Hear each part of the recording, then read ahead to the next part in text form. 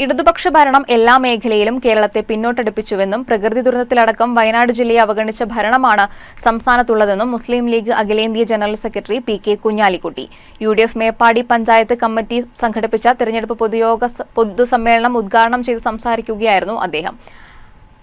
കാരാടൻ നജീബ് അധ്യക്ഷനായിരുന്നു. Advocate T Siddique MLA, Yahya Khan Thalakkal, C Shihab, Shafi Chithalayam, Chaliyam തുടങ്ങിയവർ സംസാരിച്ചു. ഒരു വ്യക്തതയിലാണ് എല്ലാം കൊണ്ടും വളരെ അധികം പുറകോട്ട് പോയിക്കൊണ്ടിരിക്കുകയാണ് ഈ സംസ്ഥാനം. അതുകൊണ്ട് ഇനി നമുക്ക് ഒരു മാറ്റം അനിവാര്യമാണ്. ഇവിടെ ഷാഫി ചാലിയെ പ്രസംഗിക്കാൻ ഞാൻ സൂചിപ്പിക്കുന്നില്ല. ആ മാറ്റം അനിവാര്യമാണ്. വയനാട്ടിലെ എല്ലാ പഞ്ചായത്തുകളിലും അതുപോലെ തന്നെ മുനിസിപ്പാലിറ്റികളിലുമൊക്കെ യു.ഡി.എഫ് ഭരണസമിതികൾ വരികയും ജില്ലാ പഞ്ചായത്ത് യു.ഡി.എഫ് വഹിക്കുകയും കേരളത്തിൽ ഐക്യജനാധിപത്യ മുന്നണി ഗവൺമെന്റ് ഉണ്ടാവുകയും ചെയ്താൽ ഈ ജില്ലയെ മാറ്റിയെടുക്കാൻ, ഇതിനെ ഒന്ന് ഉയർത്തിക്കൊണ്ടുവരാൻ, ഇതിന്റെ എല്ലാ പ്രശ്നങ്ങളും പരിഹരിക്കാൻ നമുക്ക് സാധിക്കും.